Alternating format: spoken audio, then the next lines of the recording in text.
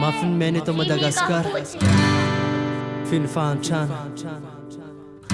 Manakarina de manakarina inyani Ary mantra de mantra inyani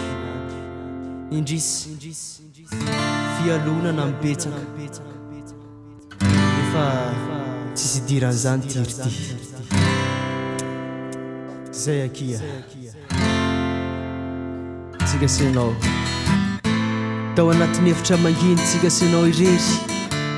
Nihitatra ny saina de hoe andao iresaka Reradreraka sika de laza hoe atory Nefa ny saiko any amin'le fitiavako anao Raha mbola tsy mahay mity anao de ao fa atoriko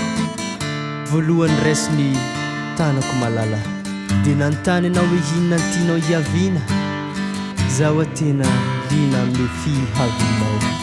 Hoe aiza anao no mipetraka Mba fantatrao mifaniriako Ny idiran'le fidoboko ny foko ao aminao Hatr'izay ianao irery tsy misy hitarainana Fa efa eto aho Tiako ianao hinan'ny amamy ny fiainana Tsy maresy loatra ny fanirina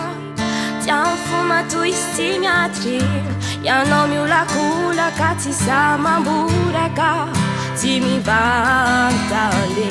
Tsy maresy loatra ny fanirina Tia mifoma toy sy miatrina Ianao miolakolaka tsy sa mamboraka Tsy mivantale Tsy mivantale Tsy mivantana Tsy hoentina misandrana miteny mahery Fa sao andratra sofina Mba arana teny malefaka kely Am'izay no tsokofina Ufanajana Soka Ufanajana Abide Ufanajana Soka